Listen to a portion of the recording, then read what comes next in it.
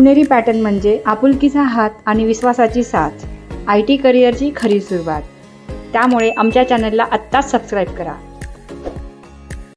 आपले स्टुडंट आहेत हर्षल संदीप माळी. आज यांचं प्लेसमेंट झालेलं आहे. बेसिकली सांगली लोकेशनपासून हे बिलॉंग करतात आणि इंजिनिअरिंग इन कम्प्युटर केलेलं आहे, लेटेस्ट इयर पासआउट. मित्रांनो, सांगायला फार आनंद होतो की पुणे बेस जी सॉफ्टवेअर कंपनी आहे प्रायमस टेक सिस्टीम, यामध्ये फुलस्टॅक इंटर्नसाठी प्लेसमेंट झालेलं आहे. तर चला तर मग जाणून घेऊयात पूर्ण स्टोरी स्टार्ट टू एंड. काय अभ्यास केला, किती केला आणि काय स्ट्रगल केलं आहे. तर हर्षल, आज कसं वाटतंय? खूपच छान वाटतं मॅडम. बऱ्याच महिन्यांची मेहनत सार्थ झाली असं वाटतं. ग्रेट, खूप चांगली गोष्ट आहे.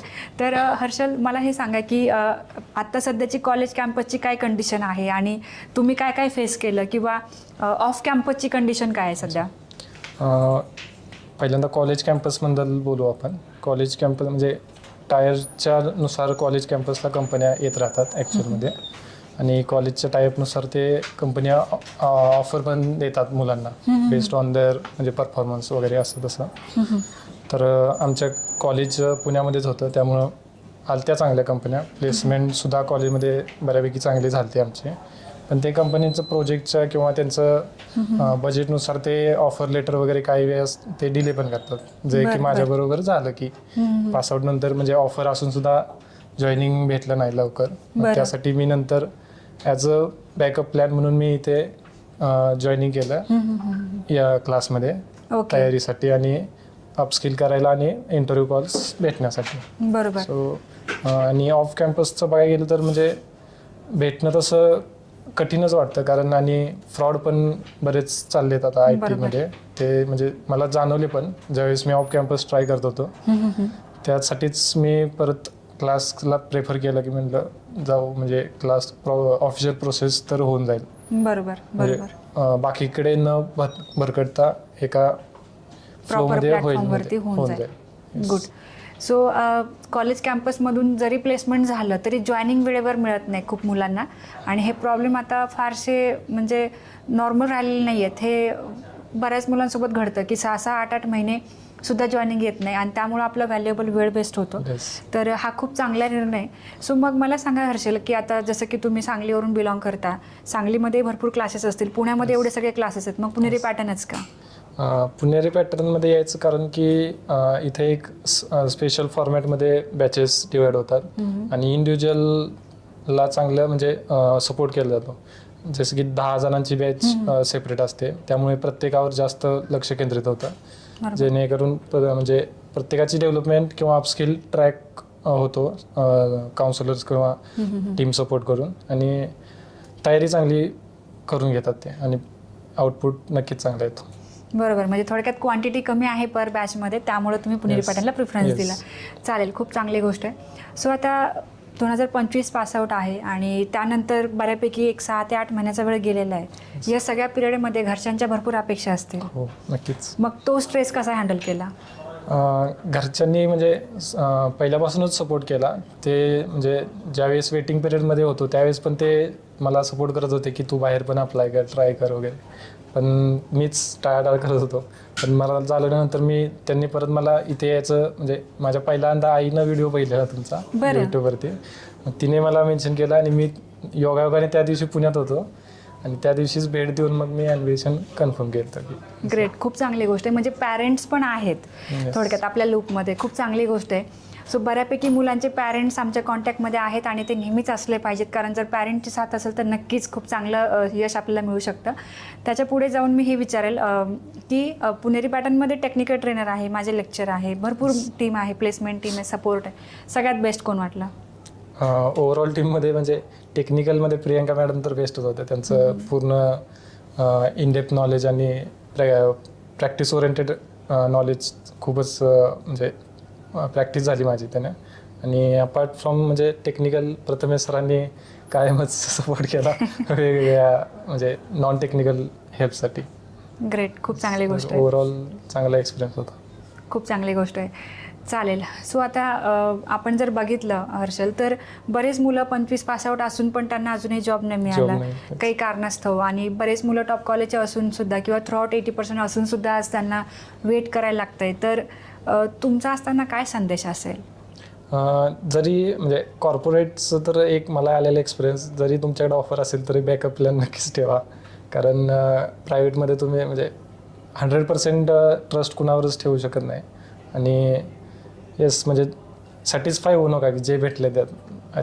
कायमच म्हणजे अपग्रेड किंवा स्वतःला त्याच्यापेक्षा जास्त मिळवण्यासाठी प्रयत्न करत राहिलं पाहिजे. बरोबर, म्हणजे मिळालं तरी पण थोडंसं अपग्रेडेशन सुरूच पाहिजे. ठेवलं पाहिजे. येस. गुड. आणि हा सल्ला खूप आवडला मला, की एकाच ऑफरवरती अवलंबून न राहता आपण पुढे पण पुन्हा ट्राय केला पाहिजे. हे फार गरजेचं आहे, कारण काही नेम नाही की समोरची कंपनी लगेच तुरंत जॉईनिंग देईल याचं. सो ही गोष्ट महत्त्वाची. आणि एक गोष्ट विचारायची राहून गेली. सो आता हे जे थ्रू आउट जर्नी होती याच्यामध्ये टेक्निकल इंटरव्ह्यूजमध्ये काय काय विचारलं किंवा काय लेवलपर्यंत विचारतात? बेसिकली फ्रेशरला म्हणजे असं इन डेप्थ जास्त काय विचारत नाहीत, पण जे तुमचं ग्रॅज्युएशन अकॅडमिक्समध्ये झालेलं आहे, जे टेक्निकल आहेत म्हणजे ऑपरेटिंग सिस्टीम, UPS वगैरे या संदर्भातच सगळे असते. आणि तुमचं रिझ्युमेमध्ये जे प्रोजेक्ट्स मेन्शन केलेत त्याचं तुम्हाला इन डेप्थ नॉलेज पाहिजे. म्हणजे तुम्हाला जरी ते व्यवस्थित एक्सप्लेन करता आलं पाहिजे. आणि तुम्ही काय टेक्नॉलॉजी म्हणजे शिकलाय त्यांना ते प्रत्येक त्यातले कन्सेप्ट वगैरे समजावून सांगता आले पाहिजे जे विचारेल ते. ओके, मग तुम्हाला काय काय विचारलं होतं त्यांनी? मला तर म्हणजे पहिल्यांदा नॉर्मल त्यांनी त्यांचं इंट्रोडक्शन केलं आणि मला म्हणजे रिलॅक्स केलं सुरुवातीला. त्यानंतर हळूहळू पहिला प्रोजेक्ट बद्दल विचारलं माहिती. तर तुम्ही म्हणजे ऑब्जेक्टिव्ह काय प्रोजेक्टचं, गोल काय होता, त्याच्यात चॅलेंजेस काय फेस केले तुम्ही वगैरे असं तसं. त्याचं म्हणजे प्रोजेक्ट सेक्शन झाल्यानंतर मग त्याने ते टेक्निकलला शिफ्ट झाले, ज्याच्यामध्ये पहिला UPS पासून स्टार्ट केलं. UPSचे क्वेश्चन विचारले, इनहेरिटन्स वगैरे, पॉलिमॉर्फिझम. अच्छा. यानंतर मग त्यांनी एक रिकर्सिव्हचा कोड वगैरे लिहायला सांगितलेला शॉर्टमध्ये पेपरवरती हँड रिटन कोड. आणि येस त्याच्यानंतर एवढंच होतं टेक्निकलचं बऱ्यापैकी. मग म्हणजे जे अकॅडमिक्समध्ये होतं तेच बऱ्यापैकी स्ट्रॉंग पाहिजे. बरोबर, खूप चांगली गोष्ट आहे. आणि जे प्रोजेक्ट म्हणजे आपण जे स्वतः करतोय ते एक्सप्लेन करता आले पाहिजे व्यवस्थित. तुम्ही कुठला एक्सप्लेन केला होता? तुमचा डिग्रीचा केला होता की क्लासेसचा? डिग्रीचा पण एक होता जो मेजर प्रोजेक्ट होता. आणि क्लासमध्ये इथे जे 2 प्रोजेक्ट केले, जे की प्रेझेंट पण केला होता एक, तो AI असिस्टंटचा, तो एक प्रेझेंट एक्सप्लेन केला. आणि SQL बेस एक होता अनालिसिसचा, तो एक एक्सप्लेन केला. अच्छा, म्हणजे इंटरव्ह्यू मध्ये हे एक्सप्लेन केलं? हो, व्यवस्थित. म्हणजे पहिला इंट्रोडक्शनच तुमचा फॉर्मॅट फिक्स पाहिजे की त्याला त्या इंट्रोवरूनच इंटरव्ह्यूला इम्प्रेस करता. मग तुम्ही इंटरव्ह्यू मध्ये काय काय सांगितलं? इंट्रो मध्ये सुरुवातीला सेल्फ इंट्रोडक्शन झाली, बॅकग्राऊंड, फॅमिली वगैरे सगळं सांगितलं. फॅमिली बॅकग्राऊंड नंतर पहिला प्रोजेक्ट सेक्शन सांगितलं, जे प्रोजेक्ट वगैरे केलेत. प्रोजेक्ट नंतर सर्टिफिकेशन वगैरे जे अदर दॅन म्हणजे बरोबर अकॅडमिक्स जे सर्टिफिकेट केलेत ते सर्टिफिकेशन मेन्शन केले. त्याच्यानंतर हॉबीज वगैरे काय किंवा एक्स्ट्रा नॉन टेक्निकल ज्या गोष्टी तुम्ही करता ते सांगितलं. ओके, एवढंच. बऱ्यापैकी तुम्ही प्रिपेअर करून सांगितल्यामुळे त्यांनी पुढे विचार. हा, म्हणजे ते तुम्ही सांगितल्याप्रमाणे जो फॉर्मॅट फिक्स होता तो नाव वगैरे, एज्युकेशन, फॅमिली बॅकग्राऊंड, त्या फॉर्मॅटनुसारच मी इंटरव्ह्यू प्रिपेअर केली. बरोबर. आणि त्याचाच मला उपयोग फार झाला. ग्रेट, खूप चांगली गोष्ट आहे. सो बऱ्यापैकी असं होतं ना की जर आपल्याला त्या JD बद्दल काहीच माहित नसेल किंवा त्या कंपनीबद्दल काहीच माहित नसेल तर समोरचे HR आपल्याला खूप क्रॉस क्वेश्चन करतात. तर इंट्रोचं एक झालं, पण बाकी क्रॉस क्वेश्चन काय केले ॲज अ HR राऊंड मध्ये? ॲज अ HR राऊंड मध्ये HR राऊंड ऍक्च्युली 10 मिनिटाचाच झाला माझा. बरेच त्यांचा वेळ पण कमी होता. त्याच्यामध्ये त्यांनी बरेच म्हणजे जे आपले फिक्स फॉर्मॅट असतो ते तर विचारलेच. फॅमिली बॅकग्राऊंड, परत तुमचं वर्क अंडर प्रेशर वगैरे असं विचारलं परत.